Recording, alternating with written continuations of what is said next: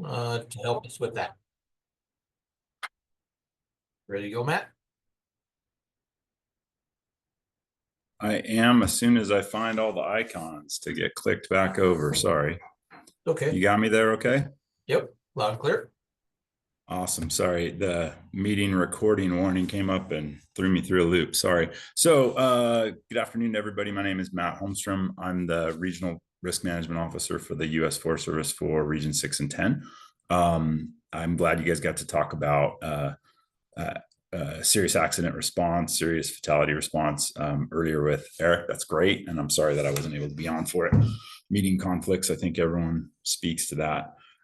Just a few things right before I get started. We're together for a little while, but obviously virtual is tough. And so if you need something, you want to talk to me about it, you have a question, please interrupt me. I'll make my standard caveat that I'm sure some of you have already heard from names that I recognize and meetings and classes, but you got to interrupt me or else there's a good chance I'm going to fire hose you with words. So please don't hesitate to interrupt and ask questions. And I won't try and backtrack into Eric's segment, but suffice to say, we do a lot of serious accident response. And that duty for the Forest Service, at least initially, falls to me for 6 and 10. And so like I say, I won't go into it too much except to say it's a serious event. It's a career defining event, as anyone who's ever dealt with any of that stuff knows. But my position, Eric's position, others that have done a lot of this work are around to help. And so don't feel like that's something you got to try and shoulder on your own. The biggest thing I could tell you with it is to be prepared for it and to be able to recognize that that's the inherently risky side of our profession and that there's going to be tragic days. In spite of everyone's best efforts, in spite of all the work that we've done, and maybe I look at it pessimistically because of my job, but our case fatality rate has remained essentially unchanged since we've been keeping track. Now, you could parcel that out in different ways, and we could talk some more about that, but that's an important thing to auger back to or center back to. And happy to, again, discuss if that's helpful for folks. But with that said, a little bit about me, just so that you know who the giant talking head on your screen is. As I said, I'm the risk management officer. It's a very strange, unusual job. There's 7 of us in the country, 8 regions for the U.S. Forest Service, and I cover 2 of them. The risk management officers are a very small group that all work together collaboratively on a lot of different things. And I would emphasize that it's risk, not safety. People have a tendency to conflate the two. And while they are 2 horses hooked up to the same wagon, trying to pull towards the same effort or towards the same goal, they are two different horses. And we can get into specifics of that if folks want to, but it'll get philosophical in a hurry. My background is in fire, primarily on shot crews. I did 20 years on shot crews before I became an FMO. I was a terrible FMO, almost as bad of an FMO as I was a fire engine apparatus engineer in another life on a brief detail. But I have a strong passion for trying to advocate for the ground. And so what that means is that basically every introduction, every time I talk to anyone, I say kind of the same thing. And it's just a reminder that I report to the regional fire director, but I work for everyone in the field. And so I routinely give out my number. I have to print lots of business cards, and I get lots of random phone calls. And I encourage that because it's important for me to know what's going on out in the world of work and not just offices. So my name and info is at the back end of this. And obviously that Megan has that, the cadre has that. But I'd encourage folks to share my name and number around. And if you have something that you need to discuss with me about any of this, please don't hesitate. So with that, I think that's probably enough of an intro because I know you really don't care, and that's okay. So let's get into investigations and reviews and what that might look like. And I will do my best to not be the old man who can't run technology. So stand by with me here, and I'll hit share on the Zoom machine. All right, where did we go now? Sorry about this. This is always the joy of the virtual. There you go. You should have that. And now I just need to start the slide deck and we'll be set. So, reviews and investigations. Hopefully someone can either give me a thumbs up or just shout at me that you've got the reviews and investigations screen up. Yep, good to go. Hey, I appreciate it. Thanks. You just never know, right? You're talking out into the void and hoping someone will answer. So I appreciate it. So reviews and investigations. Really, this is a very important part of fire management, and especially at that FMO line officer level, which is, my understanding target audience of what we're talking about today. But please, like I say, don't hesitate to ping me if you have questions or if we're moving too fast, or if, God forbid, I use too many acronyms or initialisms. I have a tendency to do that. What we're going to do is talk through some of these things, talk through some of the slides, answer your questions. I promise I won't just yam rat you the whole time. Got some exercises in there for you guys to go into breakouts with your table coaches, which is, I think, always appreciated. We'll make sure we leave enough time for you to talk through some of those questions and maybe be able to come back to the group with questions if there are things you're more comfortable talking in the small group about. And then at the tail end, kind of as we close, we'll talk through a case study example of what some of this looks like. So as I said, that's my intro. We don't need to do that again. But just in case you wondered how to spell something strange in Swedish, there you go. Obviously NWCG objectives, right? Trying to understand the different roles and purposes of agency reviews, types and purposes, I should say, and then describe what those roles and responsibilities are. So I'm not going to go through these line by line right now, but we are going to talk about them more in depth. This slide is essentially to show you just how many there are. I do want to kind of talk about what some of these things are, and we'll go through a bunch more of them.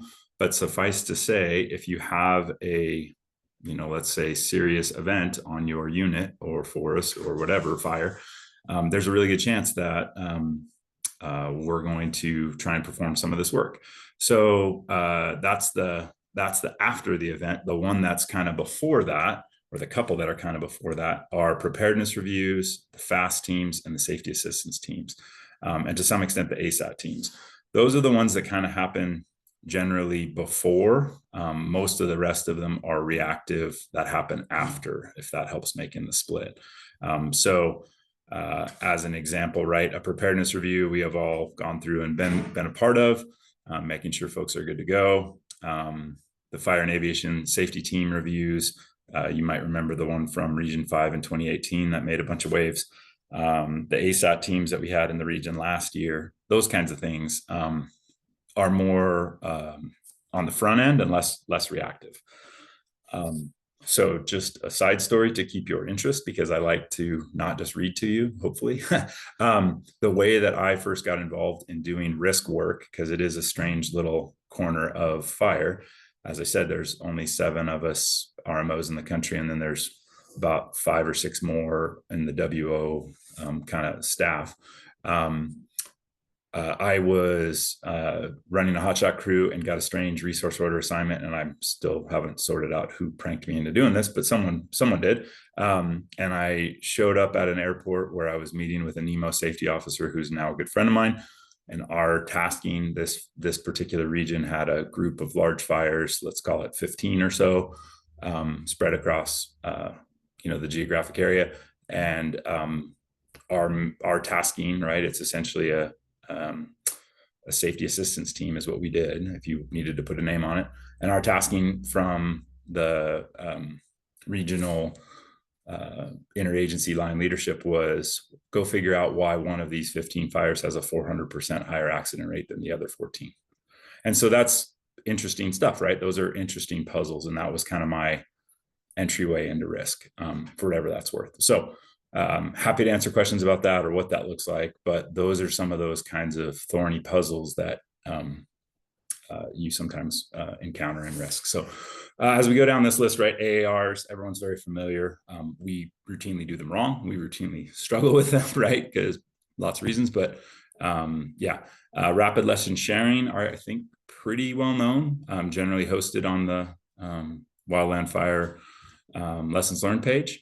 RLSs, just to emphasize that, can be done by anyone. They do not require any level of oversight or review. If you wanted to write an RLS tomorrow, you could ship it into the fine staff there at Lessons Learned Center, and provided it was within the boundaries of good taste and sensible, there's a good chance that they would work with you to craft up that lesson, because they are all about trying to get learning into the field. So as we go down there, the declared wildfire reviews or escape prescribed fire reviews, that's a little bit squishier. There's still some more of that that's getting sorted out, especially in the wake of Lost Conscious and other RX events. So some of that is still in draft or in committee. I'm not, and like I say, I'm not going to go through the rest because we're going to get into them more. But as we go further down that list, you'll see more severe events that lead to more in-depth analysis, I guess is what I'll say. So, these are some of the things that would trigger those kinds of reviews. This is certainly not an all-encompassing list, but like I would point you to fire trespass, right? Or fire escape for that last bullet down there. When we talk about that, certain regions of the country interpret that differently. There's a region that interprets any fire outside, we're talking prescribed now, but there's a region that talks or ascribes to the philosophy that any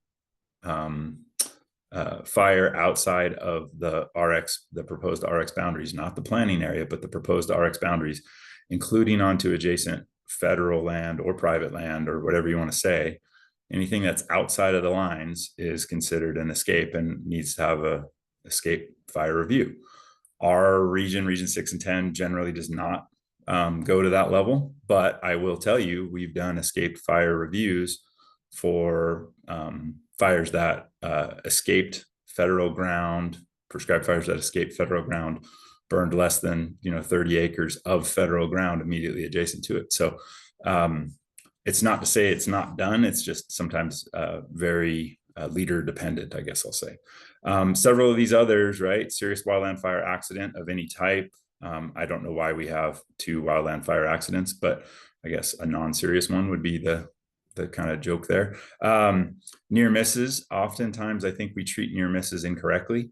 And I'm sure you had this in your career. If you didn't, I can sure tell you that I did in mine. Oftentimes resources don't recognize the high degree of risk that they have just taken on, or the close call that they just had when they experience a near miss. Folks have a tendency to think of those things as war stories rather than the close call that they actually were. And so you end up with people coming off the line giving high fives when they should be moments of serious introspection about how close they just came to death. That's a different story, right? But we don't do as many write-ups on near misses as we probably should. Entrapments and burnovers or fire shelter deployment seem very straightforward, right? If someone got their fire shelter out of their case, then we're going to do a review on it. Until you take a look and see what some of those things are. There's a FLA about a pair of firefighters who deployed their shelter to avoid ember wash while they were essentially sitting on a gravel stream bank in a river while the fire burned around them. They were in their safety zone. They didn't need to do it. They used the shelter as a applicable tool to be more comfortable and feel a little bit more safe about their situation. But the review is interesting because it really talks about the fact that they folded up their shelters, carried them back on their pack out because it snowed the next day, because this is Montana in October, as I recall. And they packed up and got back to supply and said, hey, we need new shelters. And that's what triggered the review, right? A fire shelter deployment's always a big deal, but it was an interesting conversation because it allowed us to examine the question, and I would put it to all of you, how useful is a tool that you're not allowed to use? And our fire shelter is a tool that we're not allowed to use, or maybe that's too strong of a case, but we're discouraged from using. Because I think sometimes we actively discourage people from using them, whether implicitly or explicitly, and then we have a cultural bias towards not seeing them. So I guess my point is, did they need their shelters? No. Did they use their shelters? Yes. Is that a burnover? Is it a fire shelter deployment? I mean, it's sure not what we would consider a South Canyon level burnover, but they had their shelters out of their case, right? So interesting questions, and sometimes we wander around and ask lots more questions. So again, the goal of this is to try and demonstrate ability to develop strategies and implement changes, right? So based on whatever we find. So this is where you're going to get an editorial earful from me, and my apologies for it. I just can't help myself. It's my nature, and I'm sure there'll be people who will correct me later. But if folks want to have the argument, I would love to have the argument. I love a good argument. We do not, unfortunately, we do not have lessons learned. We routinely have lessons collected. We have lessons on a shelf. And so this is the gap that one of the gaps that I'd like to address with you all today. We don't have lessons learned, although that's the goal, that's the objective, as you can see stated here in front of you. So one of the challenges I would put to you all is how are we going to do better as an organization, as an outfit, as a wildland fire culture, to be able to actively have a learning culture, actively try and implement changes based on the outcomes of reviews and investigations. Because most of the time we do not do that. We have in the past, but we struggle with it today. So any arguments about that? I would love to win an argument. It would help my ego, because I need more ego in my life.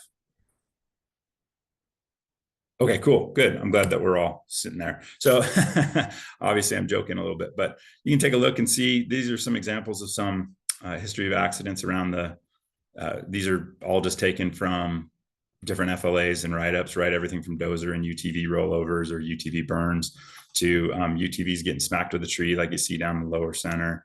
Hard hat strikes, right? 1-inch crack from tree strike, those kinds of things. The UTV on fire over on the right. These are all relatively recent events. And that history of accidents goes back quite a ways. So wanted to talk about this, right? This is the 10 and 18s. And back in 1957, when it first came out, it was the 10 and 13s, which I'm sure people know and remember, because all of us were around and kicking in 1957, right? But where did the 10 and 18s come from? Where does this, going back to a learning organization and a learning culture, does anyone want to take a crack at where the 10 and 18s came from?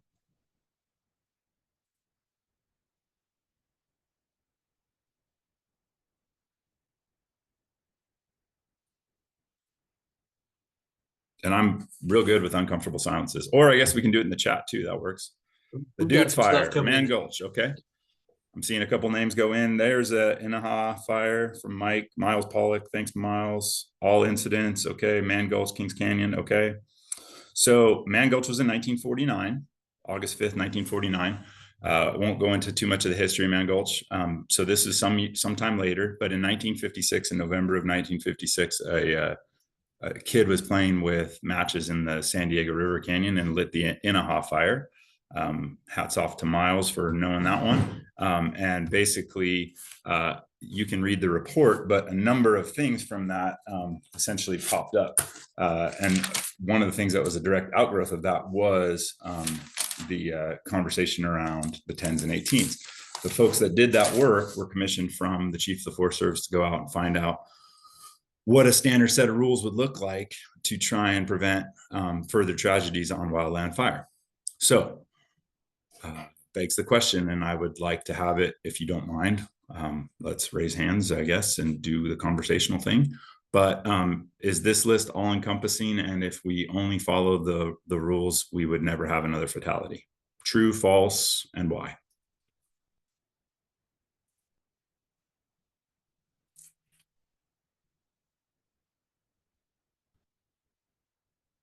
I guess we can do chat too, but I'll have to figure out how to find my chat again. There's a chat coming in. Oh my goodness.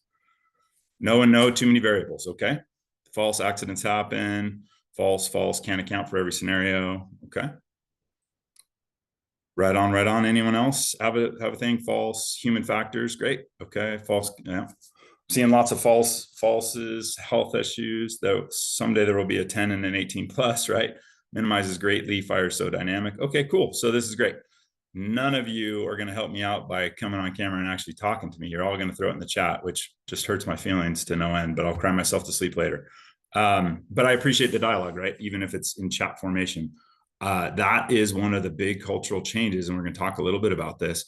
We went from an engineering control practice like what you see with OSHA or 10 and 18s to more of a learning culture. And so it gratifies the risk part of my soul to see you all say largely false. If you could make a rule for every scenario, don't you think we would have already made the rules to prevent every accident? And what we see is that, and several of you outlined it well, right? And again, I would love to have the argument about it, but the human complexity, the human topography is too difficult to navigate. And there's a thing called efficiency thoroughness trade-offs where human beings do amazing things to try and make shortcuts to get past rules because that's how they're able to work faster. Now, that's not to say that we shouldn't take a stab at having rules or that we shouldn't take a stab at following rules. But one of the outgrowths of the 10 and 18s and the Inaha fire, in my opinion, is that what did we see for how many of these additional rules did we get? And so let's get into some of that, because we then said, hey, we got too many rules. We got too many things for people to remember. And depending on what environment you're fighting fire in, can anyone take a crack at throwing it in the chat since we were unsuccessful at talking to me?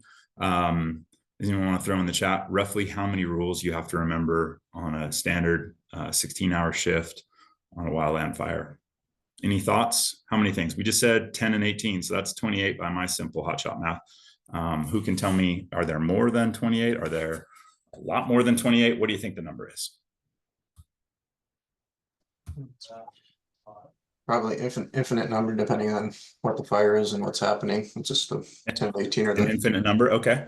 I love it. Thank you for jumping in. And tell me, what would you think, just if you were to throw a wag out there for numbers? Okay, someone said 200, 100, many. Okay, cool.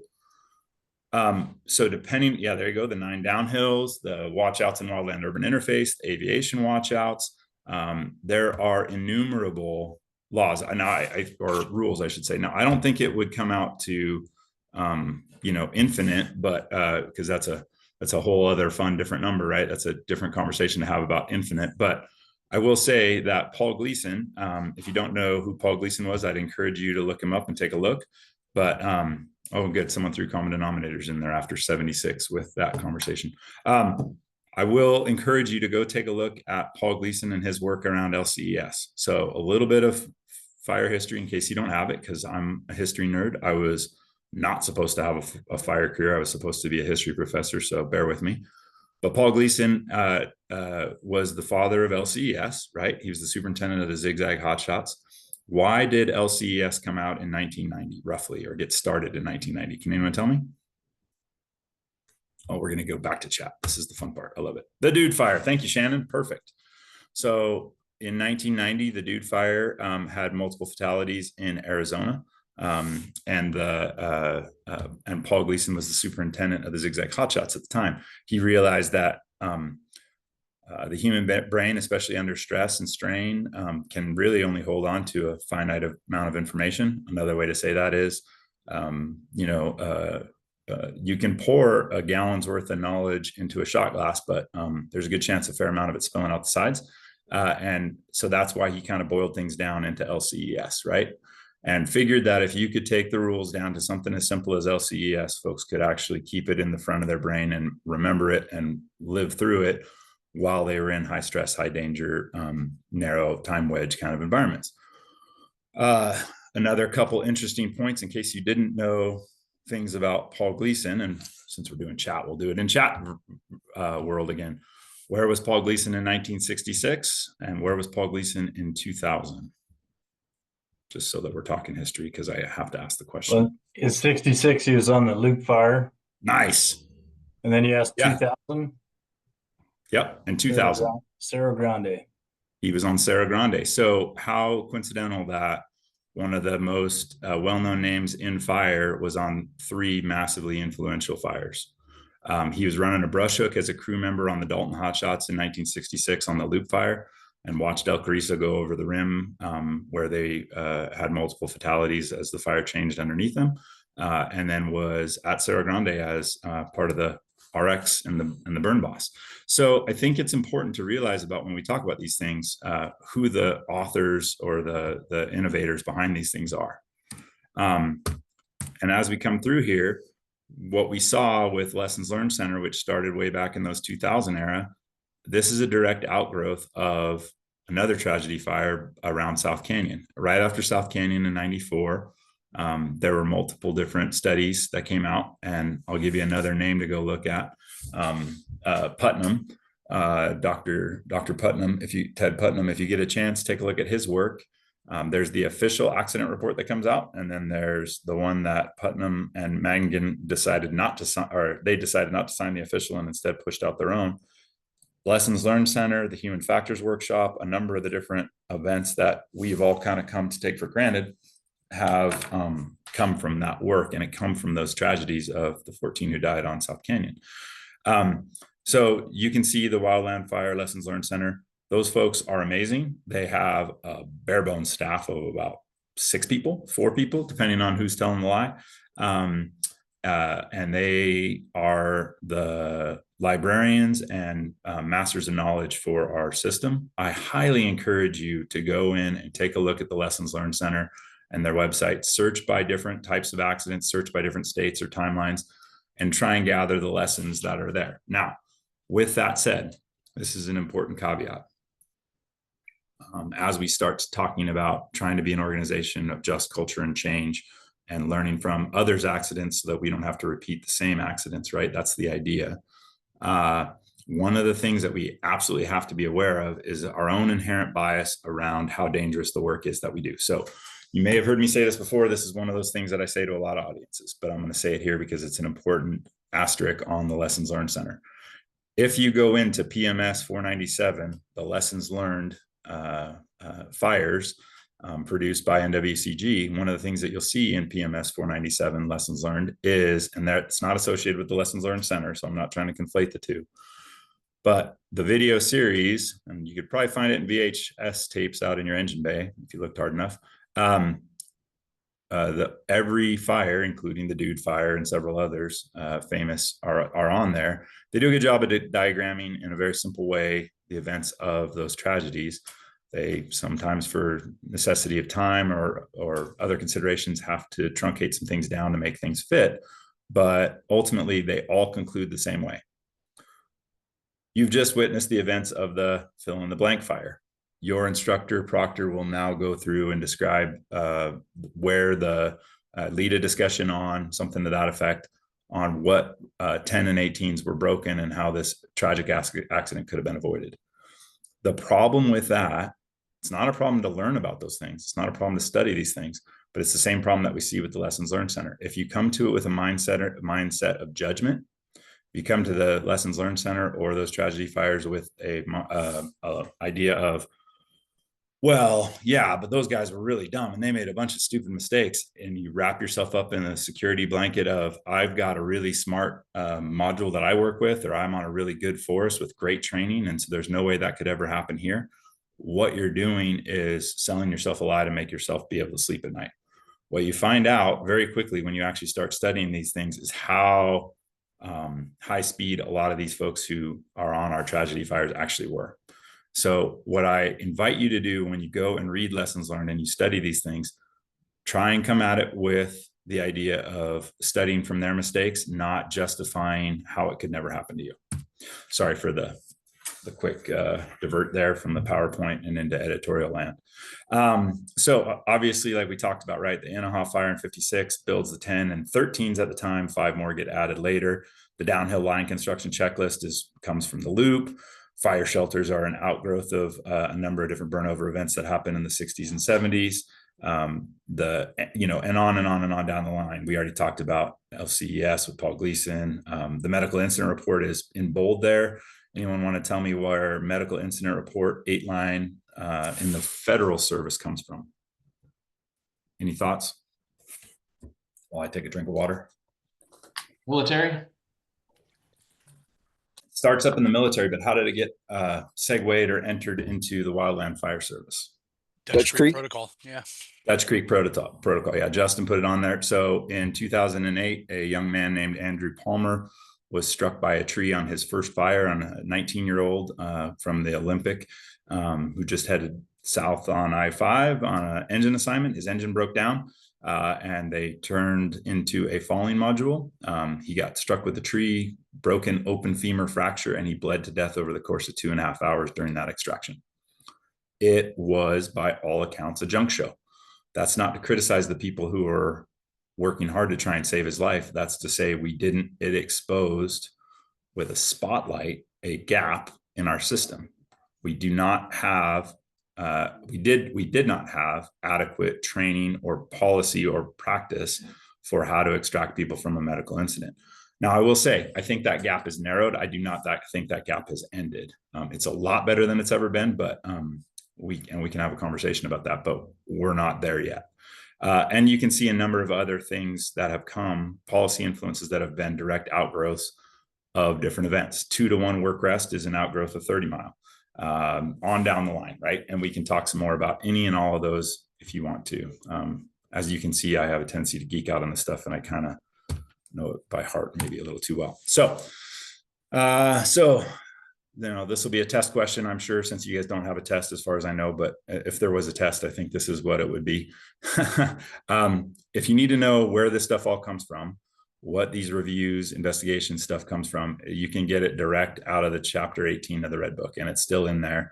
But this is what those things look like. And there's going to be a handy dandy chart here in a second that shows you what level of accident lines up with what level of investigation or review. So, but for your furthering knowledge as you go out into the world and do great things, we want to make sure that you know about chapter 18 of the Red Book, investigations and reviews, and you can go through and see about what all these things are. So let's talk about them a little bit more in depth.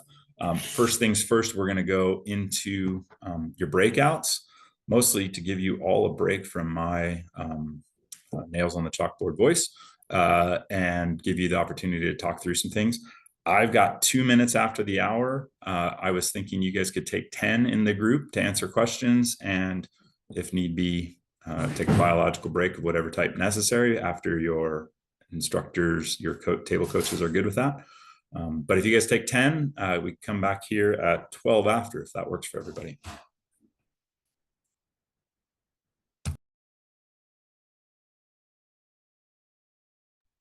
Okay, so Megan instructed me that when recording was in progress that I was back on. So here we go.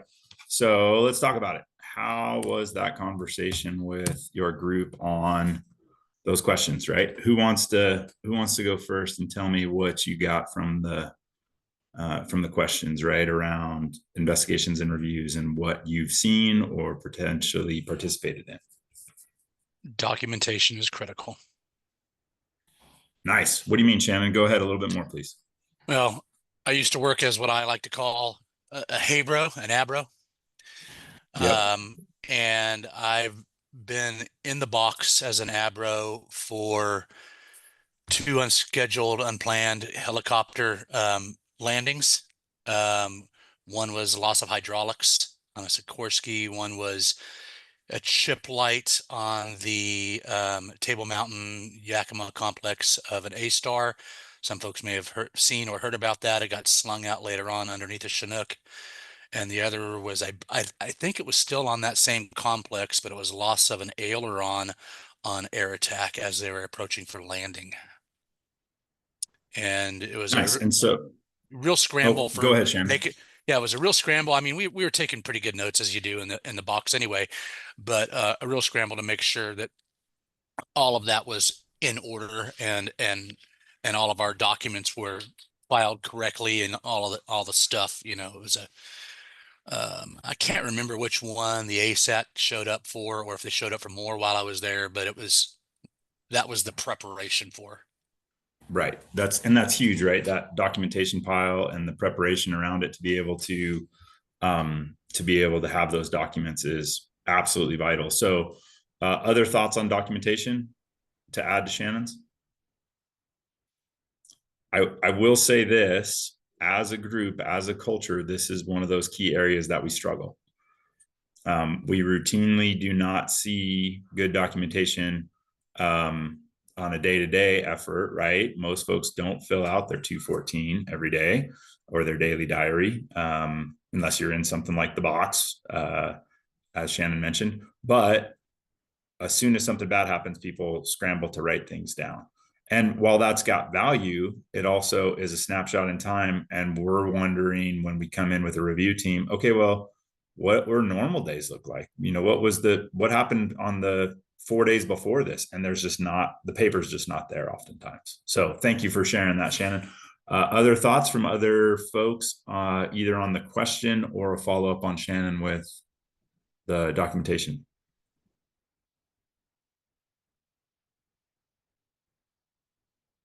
Okay, so another group want to take a stab at it. What else did you see for reviews or investigations?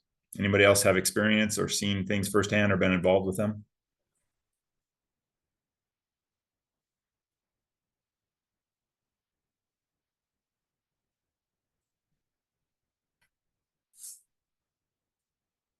Uh-oh, and I'm not seeing anyone coming on to chat either.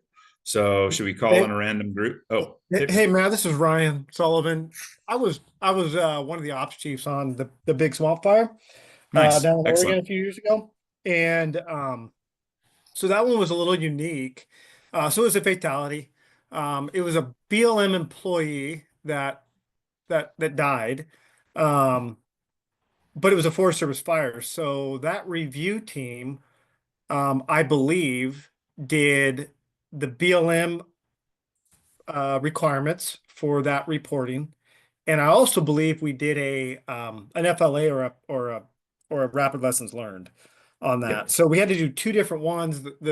I would say the really cool thing just about that review was it was one review team. Like we didn't have officials from the BLM come in and officials from the Forest Service. It was one team comprised of interagency, and it was kind of one review, and then that team figured out how to do the agency policy to make sure that both agencies were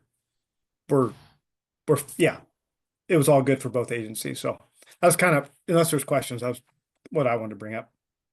No, that's great. That helps, Ryan. And that's perfect, right? That's exactly what we're talking about. And we're going to get into that a little bit more as we go through the slide deck a little further. But yeah, generally anymore, right? We very rarely have single jurisdiction incidents. Most of the time there's going to be overlap and involvement and who does what.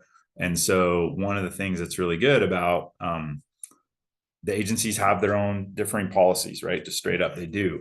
But all of us, it's a small enough world that all the investigation accident review team folks generally work well together and know each other well enough to be able to play in the same arena well. And it's very clear from the agency administrator who builds the delegation what the expectations would be, right? And so we're going to talk about this a little bit more, but I've done investigations and reviews, everything from completely federal to no federal involvement. I've received delegations direct from the governor of Colorado. I mean, it's widely variable depending on what you're doing. So other groups with your report outs on investigations and reviews. Thank you for sharing, Ryan. I appreciate it. Hey, Matt, it's Jeff. Hey, I just would say that if you have the opportunity to be a part of one of these, that's where you really learn, right? There is no guidance on this, on how to do these things. A lot of times it's you know somebody and you might get asked to be a part of it, one of these groups as a subject matter expert, and by all means take that opportunity, insert yourself. It may be uncomfortable for you, but it's a great opportunity for you to learn and then grow from it, and then be even a better leader down the road. I think that's a great plug, and I really appreciate you making it, because that's a big part of what's challenging for my job. So Jeff, thank you.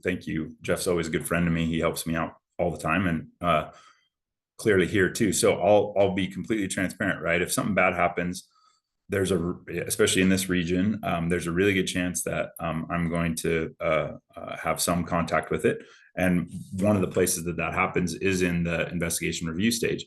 That doesn't mean I lead or am on every investigation review team. A lot of the time, what it means is that I'm simply helping put the team together or acting as an offsite coach to be able to help people through it. So to Jeff's point, if you have any interest in doing any of this work, there is some training available. There's a course called Learning from Unintended Outcomes. It's about a week-long course, in person down in Tucson, and there's a virtual option as well. And if you have interest in that, please let me know. Again, I have my email at the back end of this. We're always looking for people. And the challenge with it is that we just simply do not have enough slots. I will put the plug in for that course because I think it's valuable, but I will tell you it is not a requirement to do this kind of work, as Jeff said. And my ratio of can't do it, can't fit it into the schedule to yes, I'd love to go help is about 13 to 1. I usually call 13, 14 people to get one team member to go.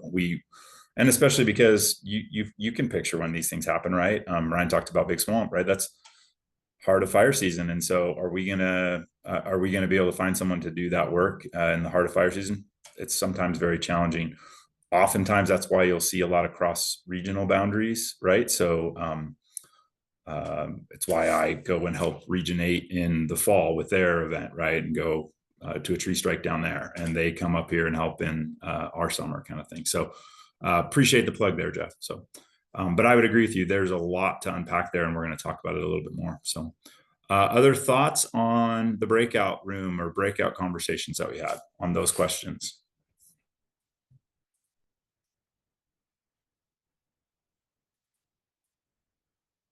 Hey, Matt, Justin Wilson here. This is kind of my own thoughts on it, that it seems to be a lot less, I guess, pointing the finger and seeking out somebody to pin something on, and a lot more of trying to get to the root cause of what happened.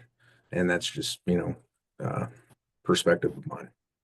Sure. And that's great, Justin. We're going to talk about that some more later, but I'm going to ask you in particular to keep me honest to make sure we actually do cover that. Okay. So do me a favor. And if we don't ensure that we get to that, you come back up and knock me around and make sure I do talk about it, because that's an important part of this. For a lot of people, that's deeply unsatisfying. They want someone to point at and say, this is why, because it's natural human condition and it's very comfortable to be able to say that. I think with our case study that we have at the back end of this, we're going to examine part of the challenges with trying to get to a single person or a single easy button answer to point out. Now, with that said, don't mistake me. Don't misunderstand what I'm saying. People can and do make mistakes, right? That's not to say there aren't a number of contributing factors that might help explain or have people understand, so that maybe you can look at it and say, like, could that ever happen to me? Yeah, absolutely. Have I ever made a mistake? Yeah, absolutely. And be able to think about where the learning can happen for you. So yeah, I appreciate it, Justin. Thank you for the comment.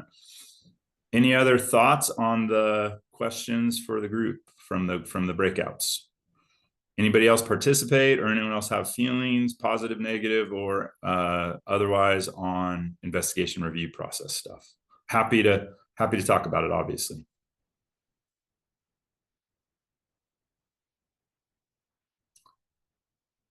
How about this, since I'm not getting a lot of nibbles on that piece of fishing line? How about this? How about from the AA group, from the AAs that are on, or the folks who are working on their AA stuff and part of this class?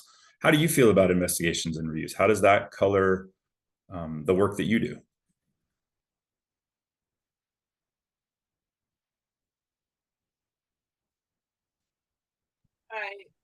I was sharing with my group that on the Rail Ridge fire last summer, we suddenly had this huge group of medicals. And I thought it was really great that both the team was incredibly receptive to somebody coming out to take a look. We'd taken a look, couldn't figure it out, but the feeling 100% across the board was, if you can figure out why we're coming up with more medicals, it's a win for everybody. So it was a really positive experience, and appreciated top to bottom. So good feelings about it. It's only to learn. Nice. Thank you, Lisa. I appreciate it. Any other AAs? Anyone else want to throw in? Yeah, I would say the FLA process has been very valuable.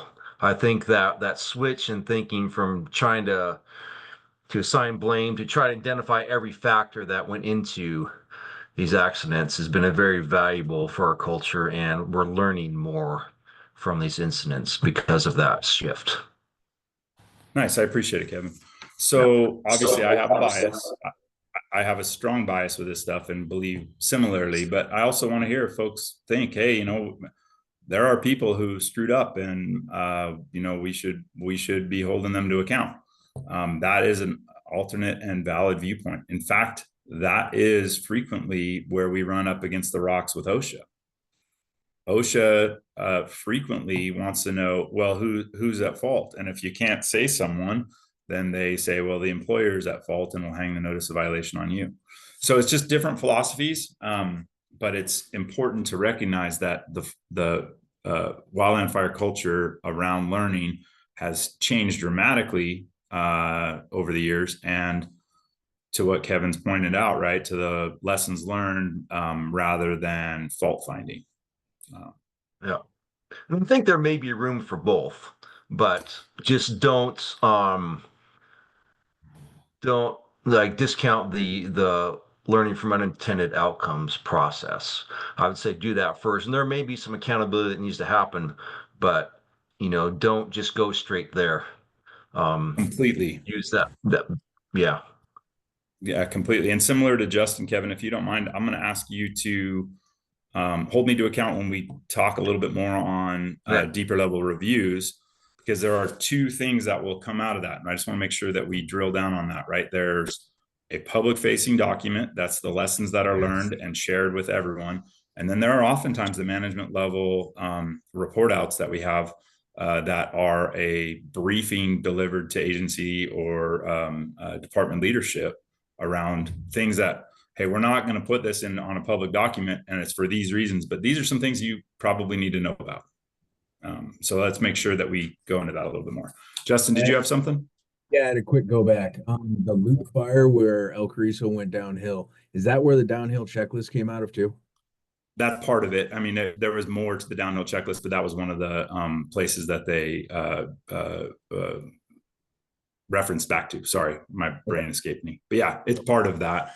It's not the only place from the downhill checklist. And you'll notice, right? Like I know we're straying afield again, but someone put on the chat common denominators. And if you were foolish enough to Google me, you'll end up finding an article that I wrote where I wrote a thing about common denominators of human decision-making, not to try and add to already burdensome checklists, but to have people have greater awareness of these things. And so sometimes this is again, using myself as an example, it's a natural human reaction to try and make sense of tragedies and to go, well, that's why. And I'm as guilty of that as anyone, as evidenced by an article I wrote a long time ago. I still think it has value in the conversational sense. I would hate it if someone was to turn it into a checklist, because the checklists turn into, in my opinion, frequently an excuse for us to try and find where people didn't follow them and to, oh, well, that's why. And we're going to see when we talk case studies here in a little bit where the wheels come off that train in a hurry. So, all right. So I think we've covered report outs, unless someone has a burning desire to continue. And I didn't see a whole lot of others. So we're going to keep on moseying if folks are good with it. Let me figure out all my screens and views and all that stuff. So we're talking about this, the gap. Please ignore this wonderful graphic that my counterpart from Region 8 built for me when he built this PowerPoint. But this is, when we're talking about the gap, we're not talking about, oh, perfect. So someone asked about liability insurance. Marlon did. So I'll answer that question before I address this silly graphic. So the liability insurance, you'll see a lot of agency administrators and a lot of FMOs or burn bosses carry liability insurance. The federal government reimburses you for up to half of the cost of that, up to, I think, $150. So most of the insurance companies per year. So most of the insurance companies have billed their stuff out commensurate with that, right around $300 a year. You can get liability insurance. Liability insurance only protects you, and I'm not a lawyer, right? Important caveat. If I was a lawyer, I'd be doing something else right now. But as I understand it, as it's been told to me, liability insurance only protects you if you're operating within the scope of your duties. By the way, that's the same piece of advice that any government attorney will give you as well. They're going to stand tall for you if you're operating with this in the scope of your duties. Where I think liability insurance has great value is for the literal weeks or months of question marks that you have going into court cases and wondering what's going to happen next. You have an attorney who is hired by the insurance company for your benefit and are able to give you advice based on your specifics. So hopefully that answers the question. And yeah, legal and liability, Gary, thank you for throwing that on there, because I shouldn't stray too far afield. But as I said, it is available, as I understand it, for AAs and FMOs, but that's been some of the advice I would give folks on it. So moving past that, we'll go to the gap real quick, because I don't see anything else hanging out in the chat. Appreciate the question. The gap is not talking about either the shitty clothing store or this trading post down in New Mexico. The gap is describing a very different scenario, and it's around the gaps that we see when we have the difference between work as planned and work as performed. And you can see this very simple diagram, right? And it helps graphically illustrate it. But the gap is, we talked about it earlier with 2008 Andy Palmer extraction, right, from Dutch Creek Protocols. There was a gap there. It was an unknown, unrealized gap that I think some people had made some noise about. I know several people who had mentioned that our medical response capability was challenged at that point, right? Like I know a lot of people did in the 90s and early 2000s. It took an event of that magnitude to really graphically demonstrate the gap, unfortunately, tragically. And that's what we've seen sometimes with several of our events, right? You think you're operating somewhere in that midline where work is performed is maybe below the red line, work is planned is above the red line. And if we're working as planned, everything's safe. If we're working as performed, everything's not safe, right? We're following the rules. We're straying outside of the rules. We're, close to the line. We're off the line. And then all of a sudden a severe accident happens, and you can see that dramatic drop, and that would be Andy Palmer getting hit with a tree. And then all of the rest of it becomes the gap, where we find out all the holes in the system. So when we talk about this, work as planned is, like I say, the rules, law, policy, procedure. It is our attempt to engineer a solution for every possible scenario outcome. It is not how human beings act. Again, as I said, to me, this is a pretty self-evident argument. It's a pretty straightforward argument.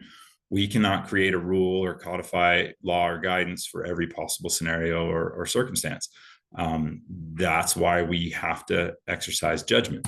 And you can see when we get here, work is performed, comes back to that concept I introduced earlier. And if you ever really want to geek out on these things, there's a great book called Efficiency, Thoroughness, Trade-off, or ETTO.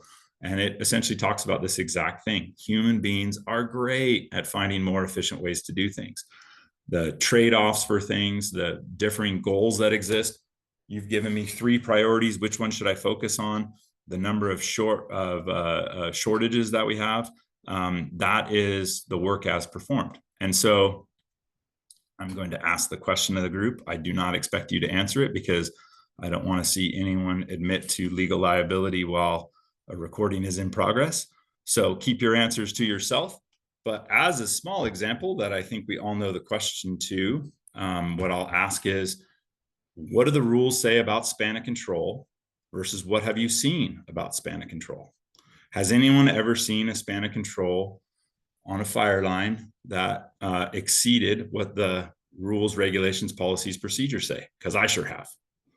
In fact, one of the things that I frequently nagging people about, and people get tired of me nagging, but it's what it is.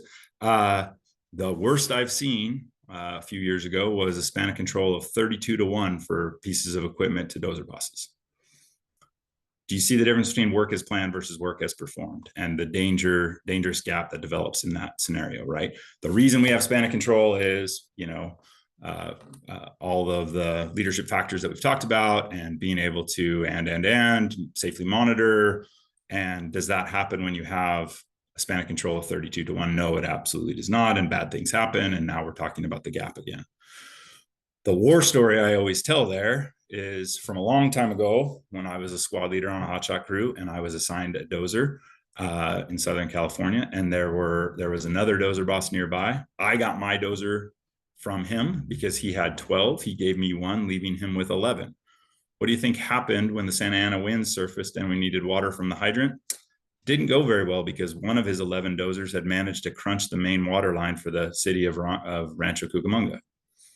All the hydrants are flat because of that span of control problem, right? So it's not the individual dozer operator's fault, and it's sure not the dozer boss's fault, but it had a very profound unintended consequence on the safe operation of the fire line that day. And then obviously that's a very direct example, but I think it hopefully it graphically illustrates it. Yeah, and there's the accident. So, and I'm sorry, someone chatted and I should check. I'm sorry. Lots of middle management missing. Yeah, absolutely. Perfect. So that's exactly right. We talk about the missing middle all the time. And how hard is it to say, hey, we've got a missing middle where our span of control is 32 to 1. We're not going to ship those dozers out on the line to go to work. Really, really difficult because of the pressure to go and perform. It's the thing we talk about in a lot of fire classes, right? Around the easy wrong or the hard right. You know the right answer, you just don't like the right answer. No one wants to see dozers sit in the staging area while they wait for dozer bosses that don't exist to show up so we can put them to work. That's what's supposed to happen. So anyway, you kind of get the point on this. We're going to keep on clicking. The other piece that happens here with this accident is if we're able to identify, with this gap, if we're able to identify these gaps before accidents happen, that's potential for change. Now, this is much, much harder, in my opinion, to actually make happen. You can show people gaps. You can even rub their noses in gaps, but frequently until something very bad either has happened or has nearly happened, are you able to get actual change? Because it's very, very difficult to enact change, unfortunately. And again, happy to have further discussion or argument as people would require. So let me see here. Why are my things not working? It's also where learning happens, is what they're trying to say. Sorry, my computer froze and then shot ahead 2 or 3 slides. So let's go back to where we were. There we are. Sorry. So this is that table I was talking about. This is basically taken directly out of and cleaned up a little bit so you can actually read it. This is directly out of chapter 18. But the different types of events that might occur and what the investigation type, that's all this is trying to break out. So, and we'll go into these a little bit more. I'm not going to read this all to you, but you can essentially see that different agencies and different departments have different discretion and different notification requirements. And you can also see where these things come up. But essentially, a serious accident investigation for DOI or a CRP for the Forest Service generally require national level notification and national level authorization to perform the review. That's, your traditional, the historical events that you know the names of, right? The history events that we've been talking about, those are national level events. A wildland fire accident, right, as opposed to serious, it might only be injuries instead of fatalities. It might be handled at multiple different levels, and that's part of the conversation that happens, right? Could be anything from a learning review to a serious accident investigation to an RLS, just depending on the severity. And you can see that, and on down the line. Like I say, I'm not going to read them all to you. We're going to talk about them some more. Serious accident investigation for DOI primarily is, although the Forest Service will sign on to them if we are not the lead agency, and we'll talk about that some more in a little bit, or we can talk about that some more in a little bit.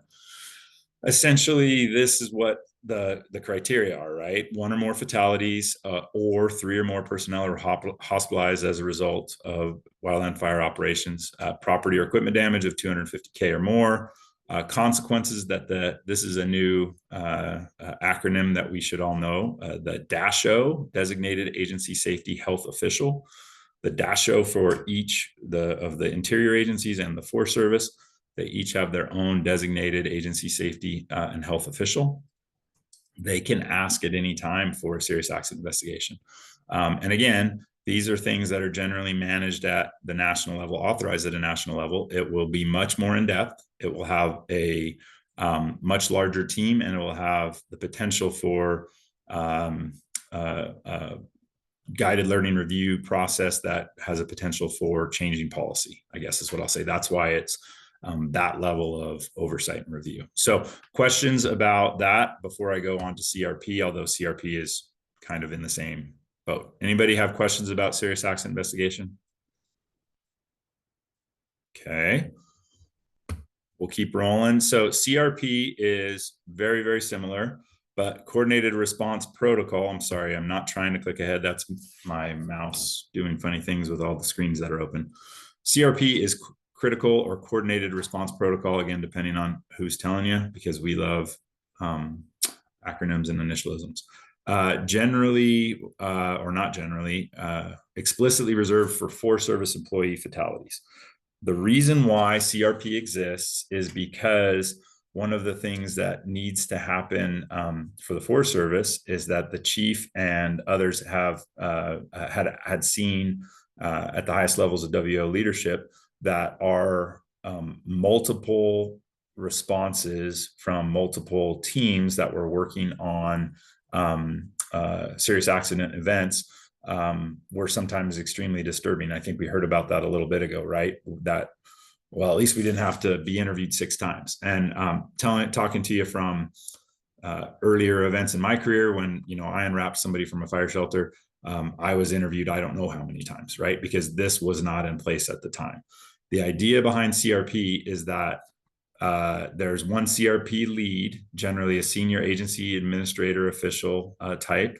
They end up building out a team underneath them. And it's, think of it very simply as an ICS kind of a structure, where the number of different other players in that game report up to that CRP lead. So you would have a learning review team, you would have the care team and honor guard, you would have the hospital family liaison piece. All those pieces are all coordinated, right, underneath that CRP lead. So just to clarify the differences there.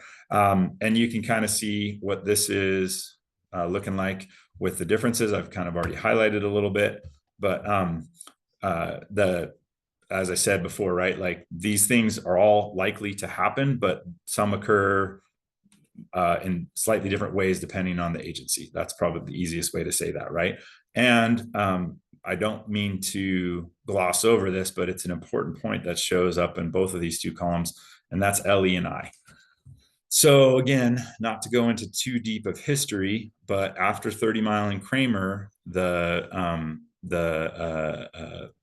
laws around some of these things occur. And so OIG, OGC, a lot of law enforcement investigation pieces separate from them come online and have a role in investigating these things.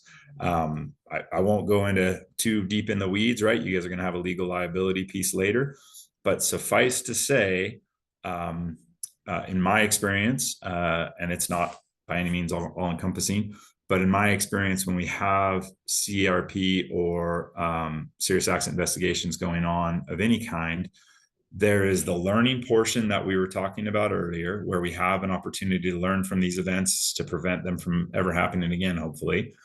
And then there's the legal piece. And when you run up against something that's legal as a CRP lead or as a learning review team lead, whatever you want to say, you have the pretty hard stop to make sure you're not straying from learning into legal, because those 2 things don't always cross-pollinate very well. So as an example, again, I spoke a little bit about my work out in Colorado.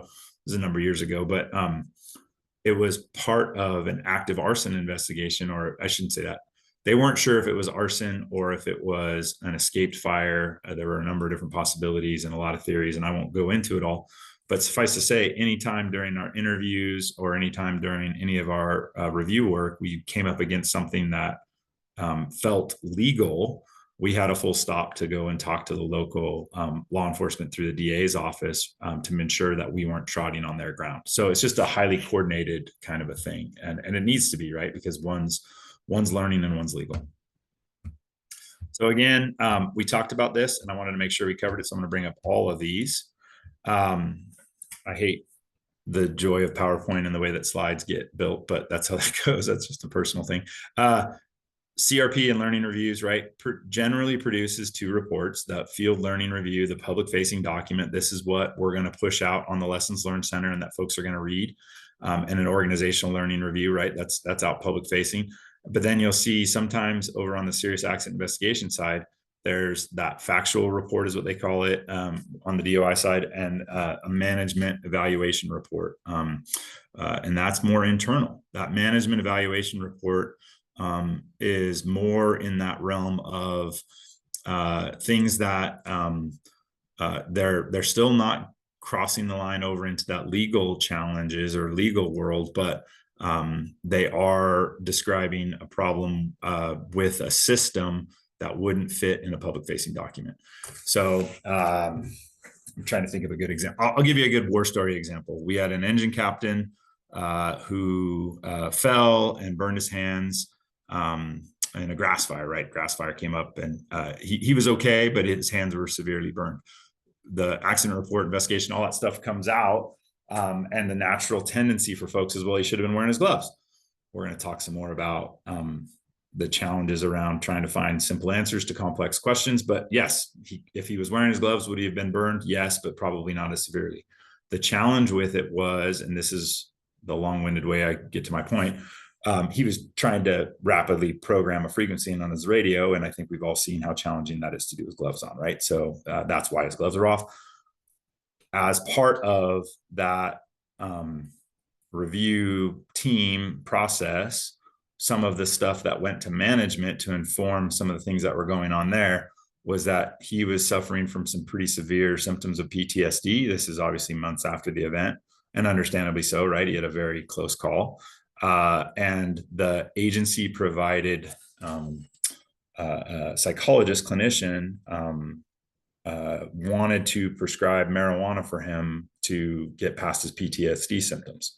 That's not something we're going to put in a public facing report, right? That wouldn't, but that's a gap in the system, right? Like if this guy follows the prescriptive medical, and take your philosophy out of it, I'll take my philosophy out of it. But if he follows the prescription from his doctor, he's going to fail his drug test and lose his job.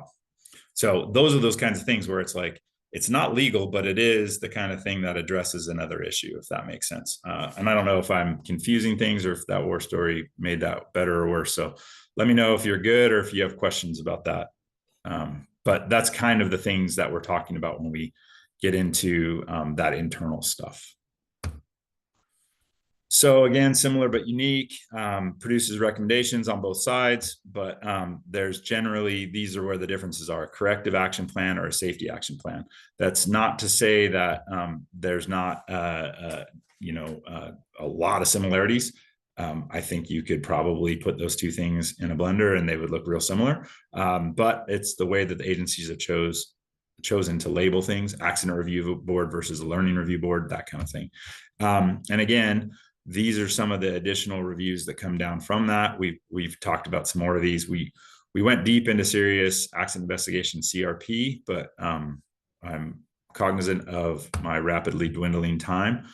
This is something that I wanted to show you all because this shows some of the weird shuffling of interactions of who runs what, depending on what the victim's employment status and location were.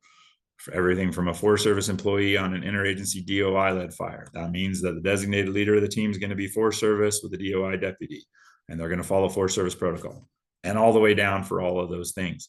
And believe it or not, this is stuff that had to be built out and written, because otherwise there's a natural tendency for us to struggle when we come to these interagency events. So I won't go through these line by line because I think you all can read pretty well. And additionally, it's not something you need to commit to memory, because this is the stuff that when we launch into the conversations with the delegating official, generally a regional forester or the DASHO or one of the folks from the WO, this is the kind of stuff that they will hash out with their counterpart from the DOI, at least in my experience, right? These are the conversations that happen at a higher level, and they say, hey, Matt, this was a DOI employee on a Forest Service led fire. So they're going to have the lead. We're going to follow their protocol. And would you serve as the deputy? That kind of thing.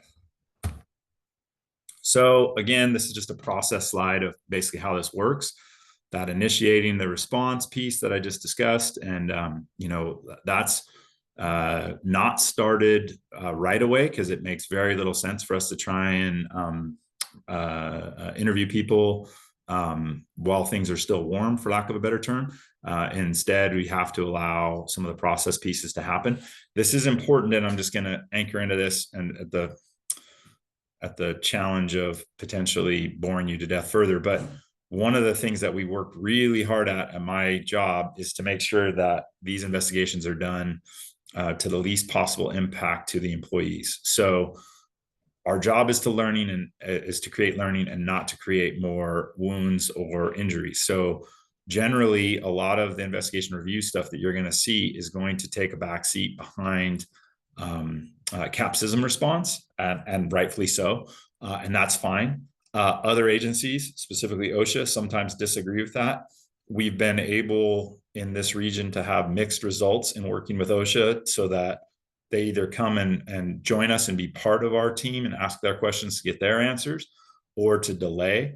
But I'm not going to lie to you, we've also had real struggles with them demanding to interview people in the first 6 hours after an accident, and everything in between.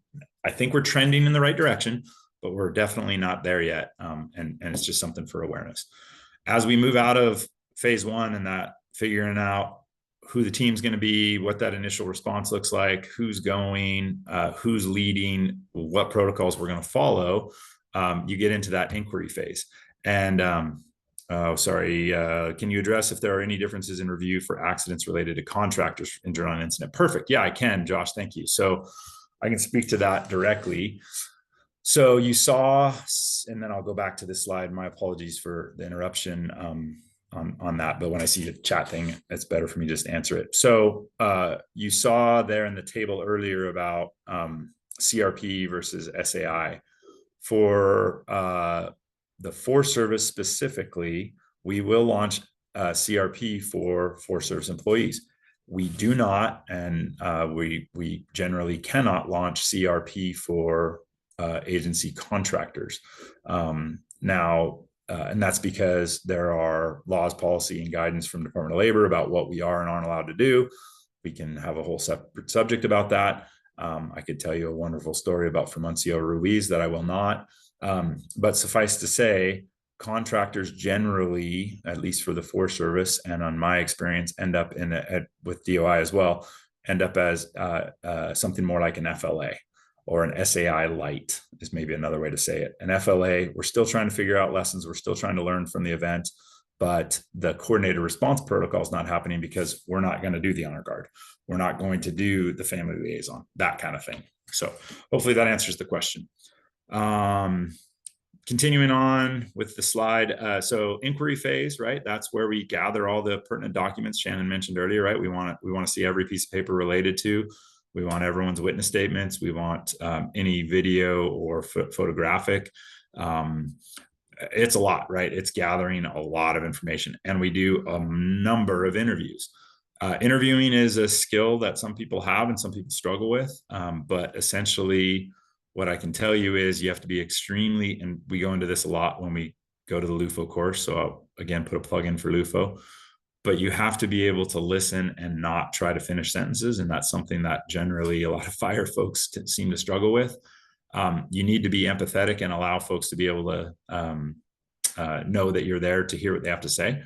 But if you're finishing their sentences, that also means that there's a good chance that you're biasing the process. You need to allow them to speak. And so whatever, just a simple plug there, but it's something that we all struggle with.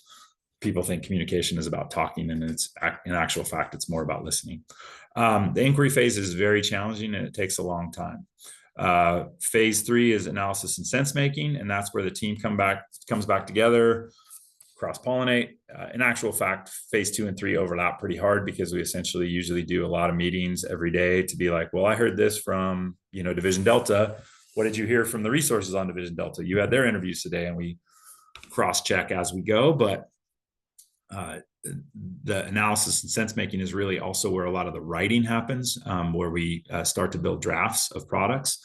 One of the things that I'm adamant about is that for learning products, our goal is to be the voice of the affected employees as much as possible. So every FLA that I've ever been on, we gave full editorial control back to the individuals who participated with us. We ship them their segments of the documents, right? You don't get editorial control over what Division Delta said, but if you are a resource on Division Delta, you get to check and see that what we said you said is accurate, right? We're trying to elevate your voice so that your lessons can be shared. And so that takes a long time. That's very laborious. And I'm going to be honest with you, I've had an RLS that was 95% complete, and it went in the round file because that's part of that editorial process too. This is one of the barriers and challenges that we have for learning. I won't tell the war story for this particular event, but suffice to say, this particular module did something absolutely heroic, and someone should have slapped medals on them if we had medals or whatever we want to say. Saved a few hundred people's lives in the middle of a really ugly fire event. And as we wrote the entire story and got ready to hit send on it, because there were some valuable lessons, it wasn't just a hero story. They begged us to throw it away because they were afraid they would get in trouble. Because as much as we've come, as far as we've come with learning, there are still people who think, well, they were outside of policy. And I'll be clear, they were, but they saved lives. And so we did not learn the lessons. We did not share those lessons to respect their desire to remain anonymous and not get in trouble for doing some heroic stuff. We can talk more about that. I don't want to go too down on the line. As you go through here, the review of the submission is from IOL. IOL is for the learning part of the Forest Service, and OSH is the same for safety. And then it goes to building out a learning review board. Those folks go through the learning review board is they take a look at whatever got discovered and see where are there possibilities for policy adjustments or changes in policy guidance so that we can make sure that doesn't happen again. So enough about process. I'll keep clicking here. So let's give you guys, I know I've been yammering for more than a bit. Let's give you another 10 minutes to go through your next set of questions and we'll come back. Okay, so 10 minutes for everybody, please. Hey, Matt, they don't have questions. I didn't get any. Wait, you didn't get those. Okay, that's fine. We can shift on the fly and skip it. No worries. So if you did not get these, that's my error for probably not sending enough. It's actually in the material, coach's material for today. We just have to go in and download it. Yeah, I think just it's the same as the blue sheet, but if we you could put them in the chat potentially. Let me see if I have it pulled up. Alrighty, I did. I don't know if the rest of the coaches already pulled it up.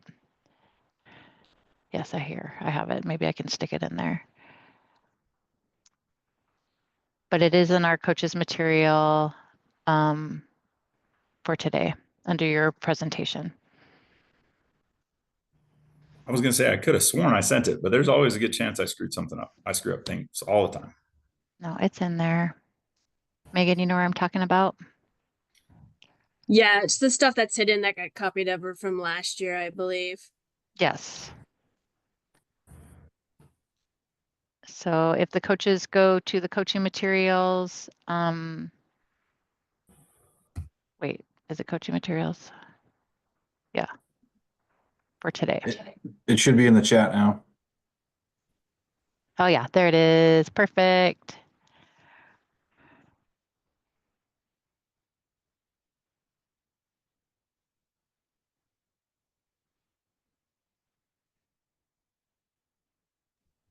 I think I was on mute. See you guys in about 10. Thanks very much for pulling that together, Matt and Kari. Appreciate it.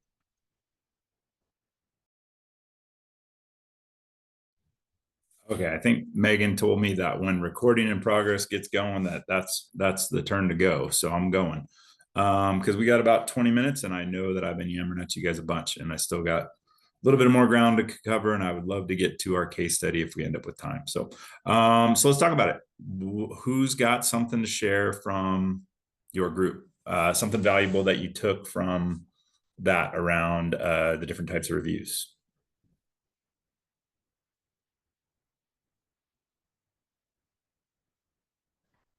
I've overhyped this case study, and now I'm going to have to go straight to that so that you all go there, huh?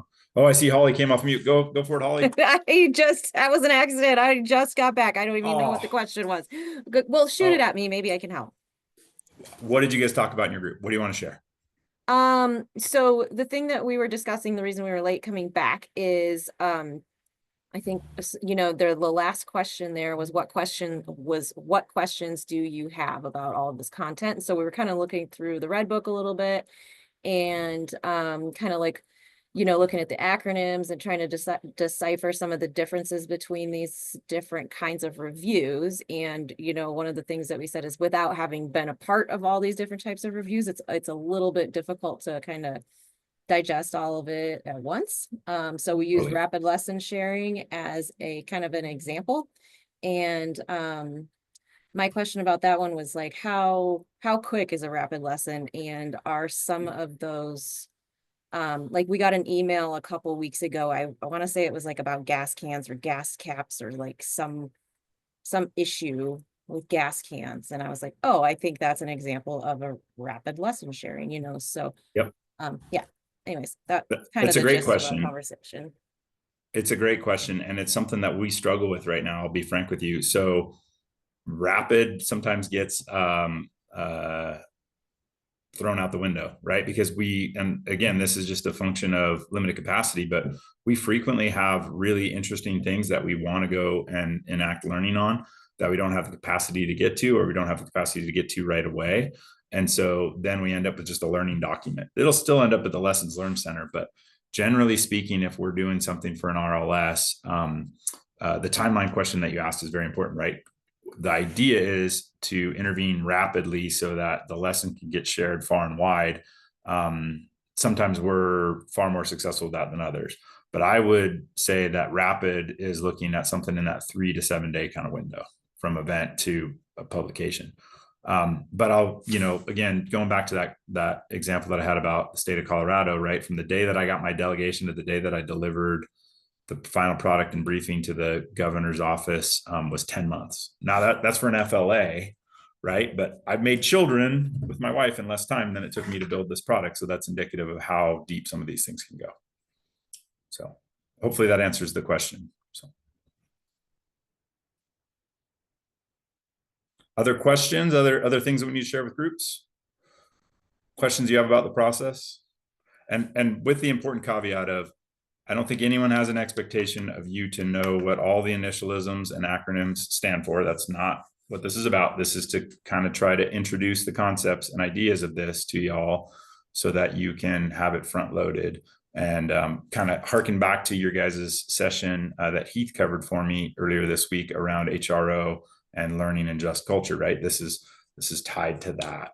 So we're trying to introduce the mechanical nuts and bolts of how HRO, just culture stuff works, but you do not need to feel like you need to be an expert in all these things or all these products. Matt, got a question.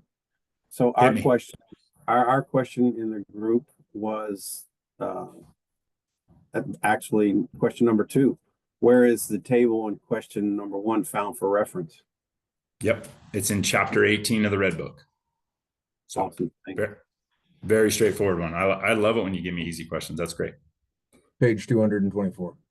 There you go. I couldn't have gotten there without the help there. So page 224. I don't know if that's in the latest version, but I just have honestly chapter 18 saved as a PDF on my desktop for that reason. So other questions? Anybody else? All right.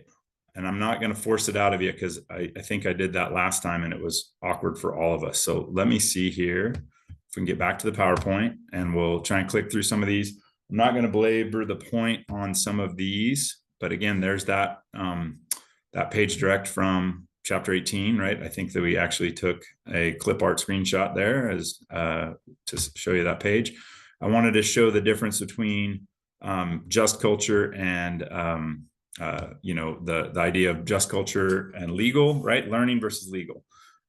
It's not to say, again, that both don't have their place, but one of the things that I would encourage you to look at is the idea of psychological safety, especially as the work of Amy Edmondson and others did. But essentially what they found out was that I won't go too far down the rabbit hole, but essentially she went and studied emergency rooms and surgical suites and found out that the teams with the highest trust between the team members had the most accidents. And that's a confounding result until you realize that that's not the actual result. That's just what her initial findings were. What she actually found out was that they had the highest reporting of accidents and injuries because they felt safe to be able to report when they had near misses. They felt safe when they had accidents, that they wouldn't be punished, and that there was a good option for folks to learn from those accidents. The people who were afraid, who didn't trust each other, who didn't have psychological safety, who didn't have good leadership, teamwork, and trust, drove their reporting underground and tried to hide things. And so it's not to say that both don't have their place, but I come out very clearly on most of the time for a large, diverse, geographically spread out organizations like Wildland Fire. You want to have people learn rather than driving reporting underground. So won't take too much longer on that. That's enough editorializing there. When we come into some of this around, these are some of the questions that we talk about when after an accident. What do you want to know more about with this? What kind of questions do you have about these things? And what type of accident is this? That helps figure out what the review type might be. Which is that bullet 3, right? Which is the right tool to use on this. An RLS, well, we wouldn't be able to get a team together, or it's not large enough in scope and scale, that kind of thing. And is this a learning opportunity? And that was one of the ones that I struggled with my old boss, Alex, right? Alex is great. Alex Robertson, but it was one of the things he was really good about, is he asked me that frequently. I'd be like, oh, I want to put a learning team on this. And he would frequently say, well, what are we going to learn from it? And he's not wrong, right? That is a valid question, as you can see there. Is there a learning opportunity here? And I'm very hesitant to contribute to lessons collected versus lessons learned. And I won't go down the rabbit hole too much on that, but this is why sometimes you'll see the brutal editorial of, or editorial decision, I should say, of whether we're doing a review on this or not. And the classic example is a water tending backing accident, right? A water tender backing accident happens all the time. It's not to say that accident's not important. It's not to say that that event's not important, but I again would love to have further discussion about it on these things. But I would say that we have decided that we're not going to change or fix that problem. We're not either willing to take the steps, or we don't think those steps would be successful. And so those backing accidents are going to probably continue to happen. I don't like that answer. Obviously, you can hear it in my voice, but I don't put a lot of teams out when I have limited capacity on doing learning reviews on water tending backing accidents. We said this already, right? These are some of the different things, some of the different products. And we have already, I think, dumped into this a lot. I would point you at this one that we haven't talked very much about at all, which is the learning review, or the lessons learned review. Those are more of those in-depth projects that we do, or my experience with them is generally they're things like analyzing the radio collapse in Region 8, right? All the radios and IT network connectivity in Region 8 was on the Sirius struggle bus a couple of years ago. And so a group of us got together and went and collected lessons from that and tried to push forward a learning review on that. Or the dispatch review would be an example of a learning review for folks who were around for that a couple of years ago. This is pretty simple, right? I've already kind of spoken about this, right? The size of the gap on the horizontal axis, the time and resources available on the vertical axis.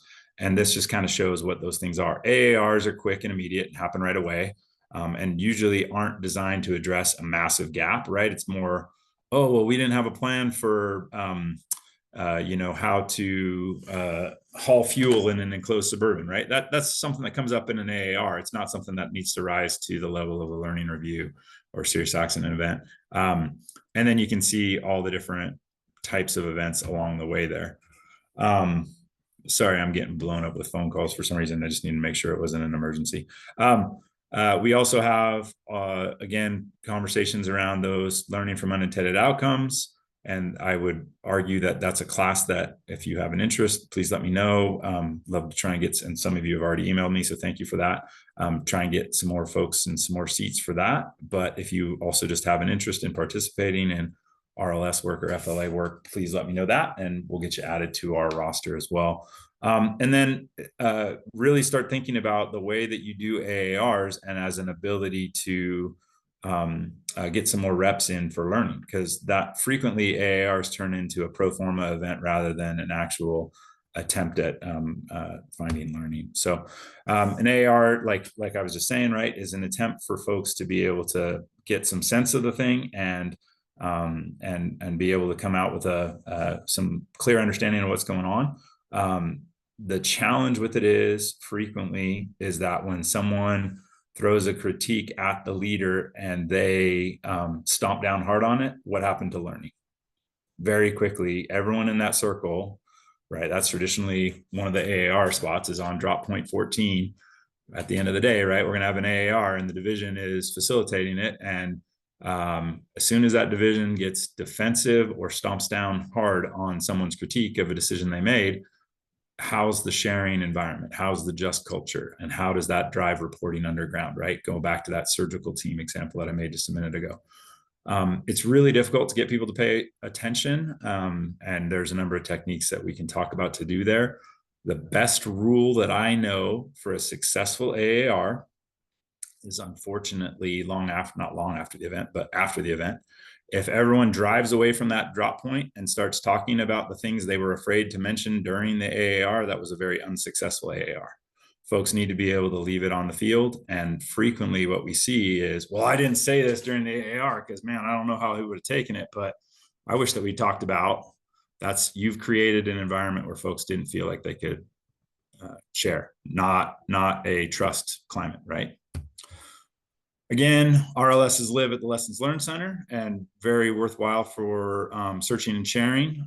Generally speaking, and I've not seen the data on this, although I've asked for it, website traffic towards the RLS Lessons Learned Center, I think peaks during preseason and falls off hard as the rest of the year. Folks have a tendency to read these things either immediately following an event that was sizable, notable, or when the lessons came out, or just before critical training or in critical training as they're doing prep for it. Again, the FLA guide, I'm not going to read that to you, but the Risk Management Council built that. That's a piece of that. And this is a fascinating one from a friend of mine, Travis Dotson, down at Lessons Learned Center. And it speaks to the challenges we have around learning, right? And it's basically the closer you are to the center of the circle, the more likelihood you have of learning, is what his theory is. Now, I don't know if this is true or even fair, but I think there's something to it, even if this isn't absolutely accurate, in that people have a tendency, if they were there or directly affected, to be much more involved in it. Folks that were nearby, friends, acquaintances, similar resource types, right? Hotshot crews go and read about hotshot crews, jumpers go read about jumpers, on and on. Have a tendency to learn more based on those things. That proximity to the event sometimes colors how much they spend with it. This is just a quick slide to talk about the current process, right? We got the stick man getting hit with a tree, results in a write-up, and it goes to the Lessons Learned Center. But this also shows the gap, the challenge that we have in learning. Where does this complete the circle and get to the next person who's going to be standing next to the next tree? It's a passive communication strategy that relies on folks having enough time and interest to go and actively learn. And so again, that's a challenge that I put to you all to take back to your units. Why is it that we struggle to be able to learn from these unintended outcomes and these bad days? It's frequently because everyone's at capacity and extremely busy, and I'm not knocking that. I know that's exactly what that is. But if I could impart one of my wonderful quips that I think people get really sick of hearing from me about, Anya, or one of my one-liners, it's really hard to tell me that there's something such as too much training for a job that could potentially kill you or kill the people that you know and work with. So this is a critical piece of training in my mind, and folks need to do better about figuring out time and space to review these things. This is how we are able to make change, right? Long-term over time. this is the conversation, whether it's a ATV or UTV rollover, a tree strike, a burnover event, near miss. This is where that change gap happens, and it takes a long time. But right now, and I hate this slide, Heath gave me this, but this is the strategy. The hope is that folks will go in and try and learn because of that passive communication strategy. So yeah, the classic James Reason quote, right? You can't change the human condition, but you can change the conditions that humans work in. And it's about systems. It's not about people. It's from Conklin, but it's similar, right? Workers do not cause accidents. They expose gaps in systems. They expose holes in systems. So think about that when you're thinking about accidents and reviews. Again, we already talked about policy influences, and so I'm not going to go through that. And we talked about some of the important ones. I'm not going to go too much deeper because I want to leave some time for y'all for questions. So unfortunately, I don't think we'll have time for our case study today, which is fine because I think I've already lulled y'all to sleep with my voice anyway. But I thought it was important to maybe come out to this with some of the things that we've seen culturally, right? From medical incidents on that bottom bullet at the top, and fuel geysering, right? And what that looked like. Suddenly we can't buy steel chainsaws. That was a knee-jerk reaction to a learning event that didn't actually produce the outcome we wanted. Did fuel geysering go away? No. Did people stop buying steel chainsaws? Yes. But they just went and bought $1,500 worth of steel parts and assembled them themselves, right? I mean, that was the workaround. Again, speaking to efficiency, thoroughness, trade-off. Rhabdo, did we eliminate rhabdo or did we increase awareness of it? Yes and no, depending on the resource. But the goal is to shift from blame to more of a just culture, to shift from that low trust, nobody talk to anybody, to not being afraid to report things, share, and hopefully create some ability to learn. So with that, I'm trying to get to my final. So you guys have my name and number. We're not going to talk about Titanic today because we don't have time. But I think I've emphasized those enough. So I'll leave my name and number up there, or name and email, I guess. I thought I had my number up there. And let's chit chat about it and see. Oh, wait, did it go back? Sorry, I lost it. I'm going to stop sharing because I'll dump my email in the chat too. So, let's see here. Sorry, guys, I'm trying to do too many things at once. Dunning-Kruger effect. Nice. Yeah, thank you. We can talk about that. I think there needs to be more lessons learned review for guard school annual red card refresher is so brief. Yes, no lie. So I will come off of PowerPoint land. I will put my name and phone number in the chat so you have it in case you don't have it. And I will take any questions that you guys might have with our last minute or two left. And my apologies for kind of steamrolling there the last few minutes, but as like most people, I have too much to say and not enough time to do it, I'm afraid. Questions for me about investigations, review, or any of the editorial comments that I made and now need to defend? Have you found a date or time in 14 days that accidents happen more frequently? Ah, nice. Yeah. So yeah, that's part of the conversation that happened around third day off. That was directly data driven from essentially not a formalized, but from a learning review. And it's from the biometrics of whoop bands.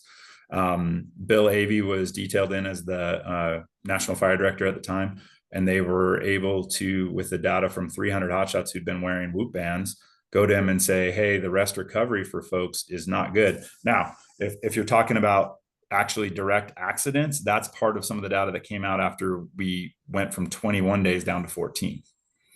They were finding that right in that 17, 18 mark is when people were getting more backing accidents, more oopsies, more slips, trips, falls. Thank you. So that's kind of how 14 came about. And the third day off is from the biometrics and recovery rates of a small segment of hotshots. So hopefully that answers the question, Justin. So, okay. Thank you. Megan's going to get out the hook unless you guys have questions for me, which is okay. I guess if there's one change that if you had control of the world, there's one change that you'd like to implement, what would it be?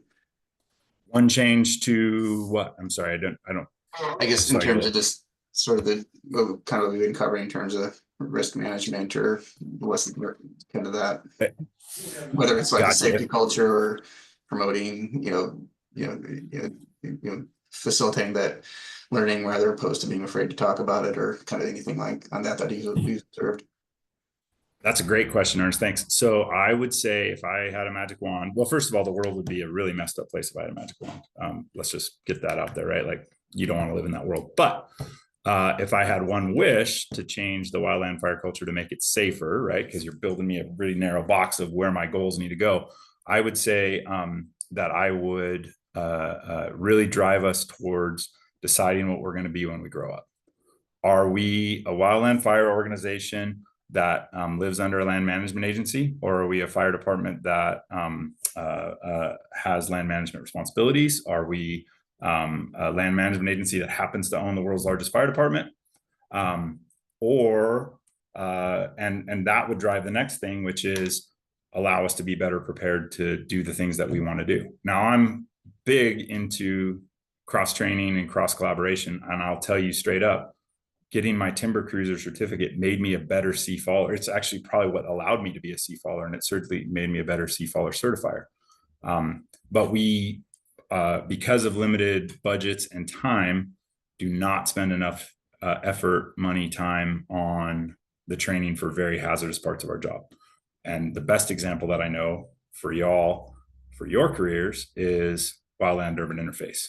The wildland urban interface has more than doubled in my career, and it's going to continue to double. And the only training that we have to deal with it is a very inadequate S215 course that has last been updated, I believe, in 2006. How's that? No, thank you. That's yeah. Thank you much.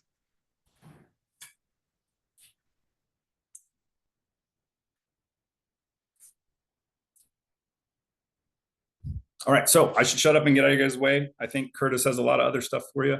You guys have my name, you have my number. I really highly encourage you to remember what I had to say about give me a call. Let me know what's going on in the woods. I report to the regional fire director. I work for you, whether you work for the Forest Service or not. I am very interagency. Please give me a call if I can be of any kind of assistance in anything. I do not know what I do not know if you don't call and tell me. So give me a ring anytime. Thank you guys very much for the attention today, and apologies about going 4 minutes long.